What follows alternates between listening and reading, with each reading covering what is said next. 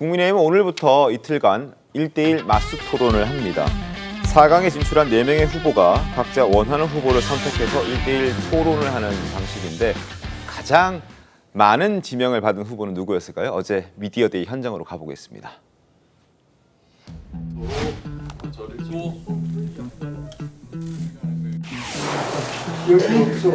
자, 우리가 이번 전당대회 그러니까 네 분이 좀 사이가 서먹서먹하면 어떻게 하나 이렇게 생각을 했는데 아주 다정하게 잘 손도 맞잡고 그러시는 것 같습니다.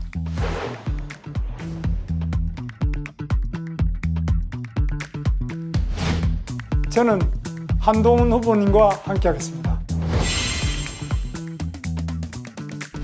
저는 김문수 후보님 지목하겠습니다. 네, 홍준표 후보님 모시겠습니다. 저도 한동훈 후보를 지목하겠습니다.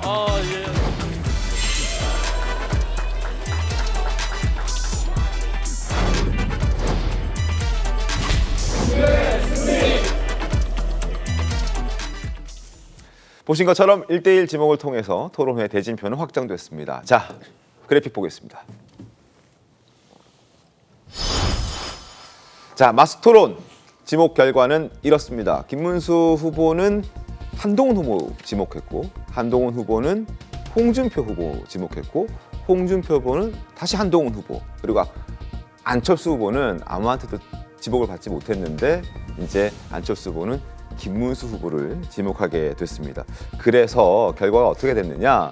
자, 한동훈 후보는 240분 동안 자신을 노출시킬 수 있는 시간을 확보했고, 그리고 홍준표랑 김문수 후보는 160분이라는 시간을 확보했습니다. 반면 안철수 후보는 자신의 지명으로 토론회가 한 차례 열리긴 하지만 자신이 지명받지 못했기 때문에 80분, 가장 적은 노출 시간을 확보하는데 그쳐버렸습니다. 이 부분이 이제 많이 좀 안철수 후보 입장에서는 아쉽겠죠. 예. 자, 한동훈 후보가 가장 많은 지명을 받았습니다. 보신 것처럼 총 4시간 동안 자신을 노출시킬 기회를 잡았는데 뭐 너무나 당연한 거 아닐까 싶습니다. 한동훈 후보가 자신을 어필할 수 있는 기회가 시간이 많아졌기 때문에 당연히 득이 되지 않겠습니까, 정원희 대변인님? 뭐 위기이자 기회죠. 본인이 잘하면은 기회가 되는 것이고 잘 못하면 위기가 되는 것인데 네. 우리 당 경선 과정을 지켜보면은 갈수록 한동훈 후보가 될 것이냐 안 될 것이냐 여기에 포커싱이 되는 분위기예요. 그러니까 처음에는 상당한 언더독으로 한동훈 후보가 시작했는데 네. 경선 과정에서 이번에 특히 안철수 후보가 4강 안에 들어오는 과정에서 대통령 탄핵과 관련해서 일부 네. 현실 자각해서 앞으로 가자는 세력이 조금 더 많아진 것 아니냐는 해석이 나오잖아요.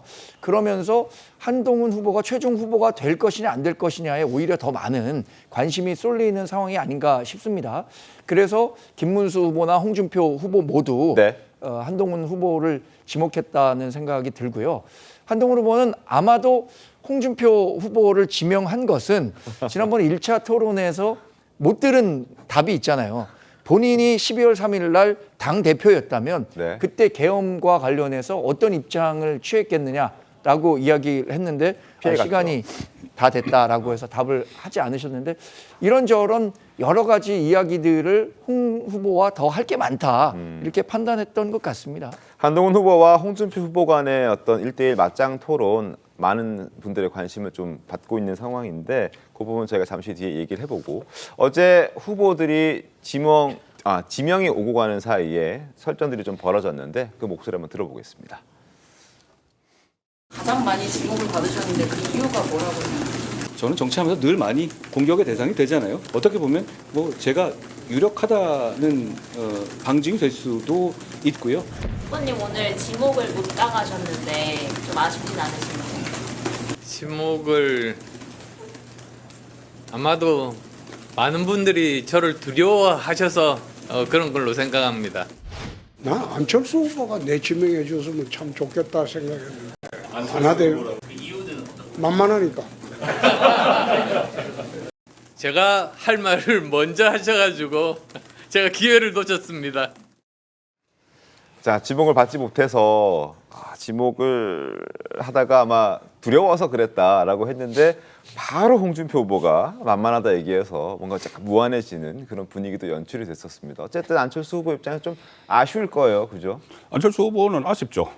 본인이 어떻게 보면은 보통 이렇게 앞서 나가는 후보와 그 맞토론을 해서 본인은 몸값을 올리려고 하는 거거든요. 그래서 김문수 후보 딱. 예, 그렇죠. 그래서 앞서 나가는 후보 쪽을 안철수 후보는 찍었는데, 네. 근데 다른 후보들이 본인을 찍지를 않았으니까는 네. 뭐 만만하다 이런 이야기까지 나왔지만은 그런 표현보다는 어쨌든 이게 맞수 토론을 벌여서 나에게 생기는 이득이 없다는 판단을 하는 거죠.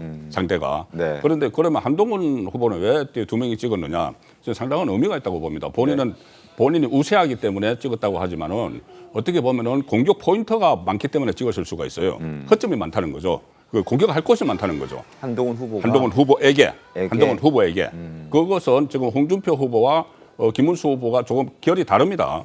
김문수 후보는 뭐라고 했냐면은 왜 이 조기 대선이 일어나는 상황을 만들었는지 물어보고 싶다고 했어요. 네. 이것은 그러니까 탄핵을 반대하는 쪽에서 탄핵 찬성하는 쪽에 왜 이것을 국회에서 탄핵 소추안을 처음에는 통과가 안 되는데 두 번째 통과를 시켜서 이런 조기 대선을 하도록 만들었느냐. 그리고 이재명 후보가 지금 가장 유력한데 이재명 후보가 되면 상당히 혼란이 예상되는데 이런 상황을 왜 만들었느냐고 물어보려고 한다는 거예요. 네. 그런데 지금 그 한동훈 후보에게 그렇게 이야기를 하지만은 김문수 후보는 홍준표 후보는 좀 달라요. 네. 홍준표 후보는 그 부분도 있지만은 홍준표 후보는 계속 한동훈 그 후보에 대해서 공격을 해왔죠. 네. 가장 중요한 게 용병론입니다. 용병 아니냐. 우리 당에 있던 사람도 아니지 않느냐. 네네. 그런데 왜 당을 와서 망치려고 하느냐 이 이야기거든요. 그렇다면은 이 두 개를 합치게 되면은 이번에 2라운드에서는 4강전에서는 책임 당원이 투표를 해요.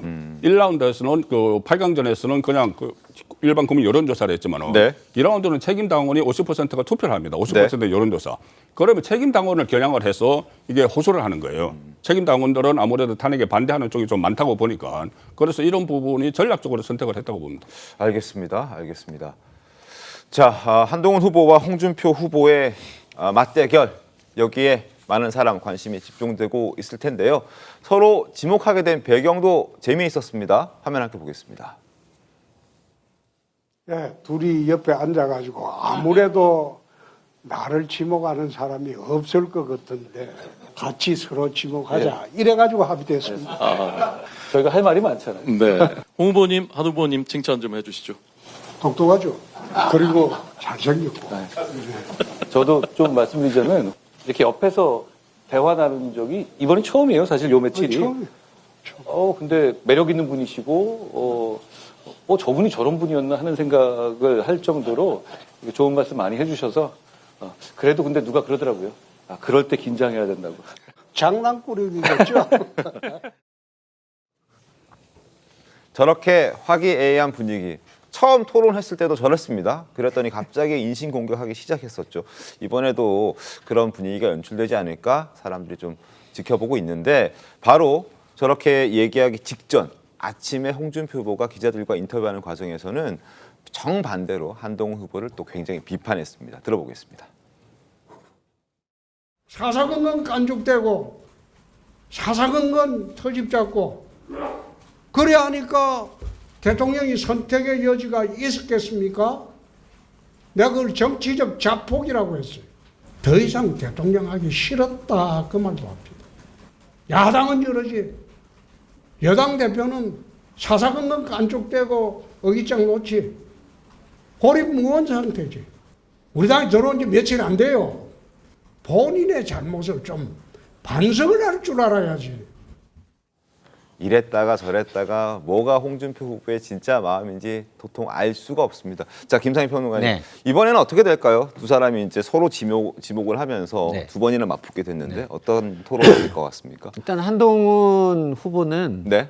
홍준표 후보를 지목할 수밖에 없어요. 없었다. 왜냐하면 김문수 후보를 지목을 하면 이슈가 한정되고 소위 말해서 윤심과 관련해서 그다음에 탄핵과 관련해서 공방으로 그 토론 자체가 점철될 겁니다.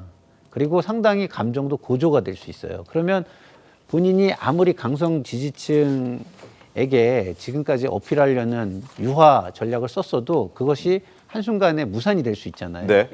하지만 홍준표 후보 같은 경우는 그런 것들을 좀 이렇게 폭넓게 가져가면서 네.